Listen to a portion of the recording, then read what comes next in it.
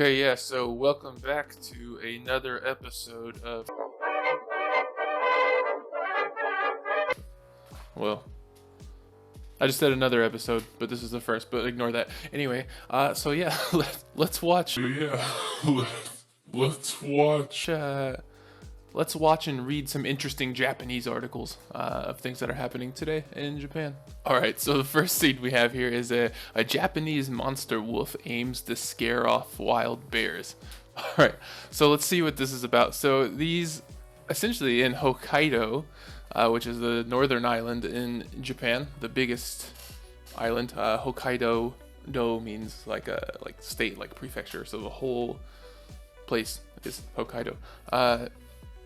So there's been bear sightings, and basically they needed something to ward off all these bears, and so their idea was to create this mechanical wolf, which we'll take a look at here in this video.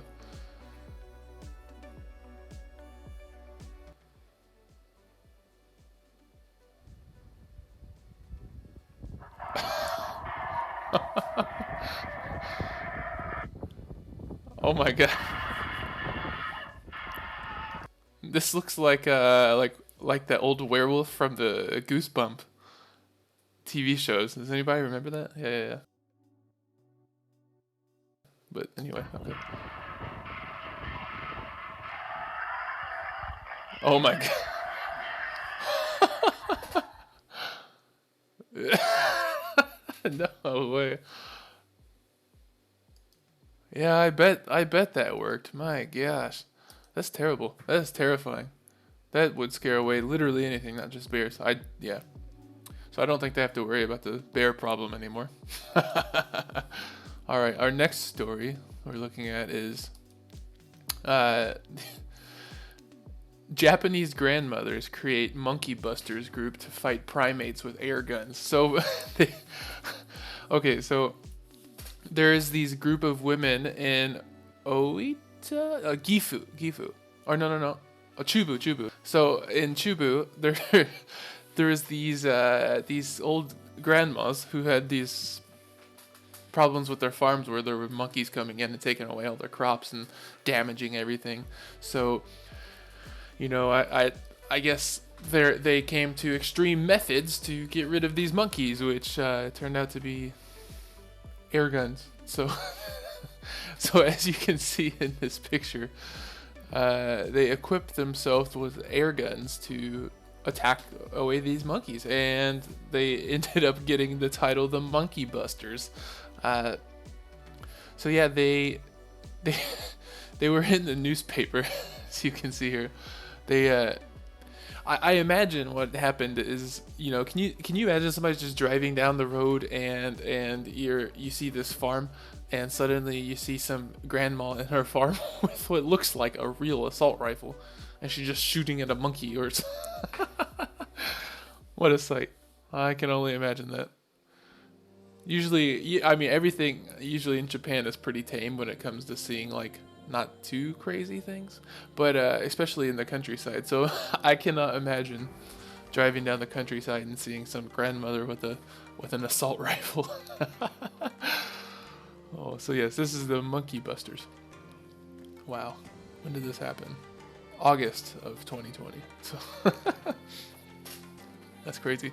All right, the next one is special to me because this happened in the prefecture where I live, in Kumamoto. Okay, so essentially a Japanese government worker was arrested for filling up his 100 yen coffee cup with a 200 yen latte. So to all the Americans out there, how many times as a kid or even as an adult have you gone to a restaurant and ordered a water and then you got a Sprite or some kind of soda instead, right? So this is essentially what this guy did, and he got arrested for it. But when I first read this article, I said, what? Did somebody really call the cops on this guy for filling up his coffee cup one time? That's why I'll never forgive the Japanese! Like, with the 200 yen? Yeah, it's wrong, but come on, one time? But actually, it turned out this guy has been doing this for a long time. He did it over, I think, 20 times, is what it said. Where it says, I wanted to save money, so starting a few months ago, I've done this at least 20 times. 20 times. So the problem is this guy, I guess, kept going to the same convenience store and doing this too. So it's like, I mean, it's a pretty silly idea to try that more than once at the same place. But this dude did this 20 times at the same place, all to save 2,000 yen. So I don't know. And this guy, the guy is he is a 60-year-old part-time government employee. So even as a part-time worker, and he's 60, so he's probably retired, I'm guessing. I'm assuming the dude's got some money. And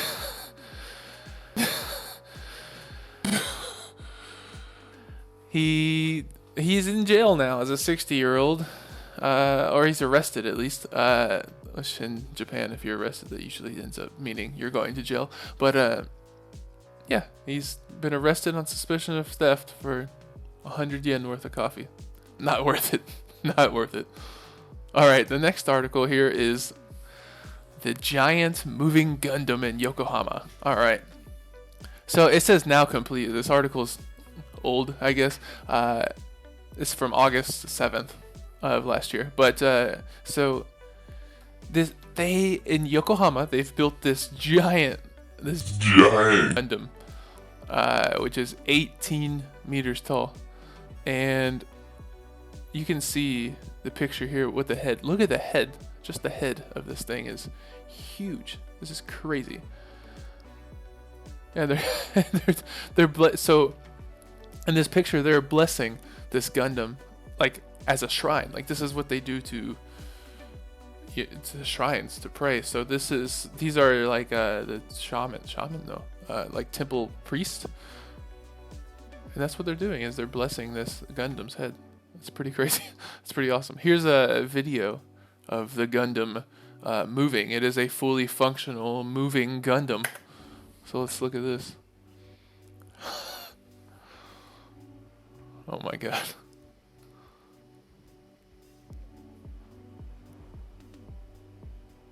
That's crazy. I can't get over that. I've obviously watched this already, but it's like just the hand movements. It's so fluid and realistic. I can't believe. Wow. I can't believe that it looks so natural. 18 meters tall and it moves that fluidly. That's it. Japan's prepared. World War III. Japan's gonna win. This is crazy. This is crazy. I cannot believe this. If it's got the grip, I want to see the laser sword next. The shield and the laser sword. Yes.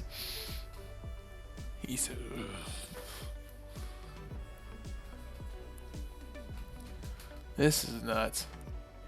Let's skip forward a little bit. Oh, they're releasing it. Is he gonna walk? Is he gonna walk? Oh my god. Please do Evangelion next. Hey, look at the knee joints. Oh my god. That is crazy.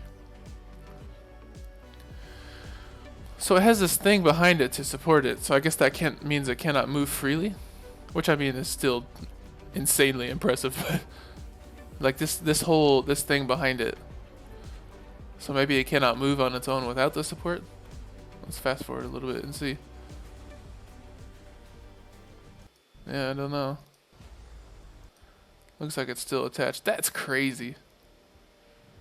Jeez. Can you believe that Japan can build an 18-meter tall, functionally moving Gundam, but they still use fax machines? Oh my god. Fax machines and Honkos. Jeez. That's crazy.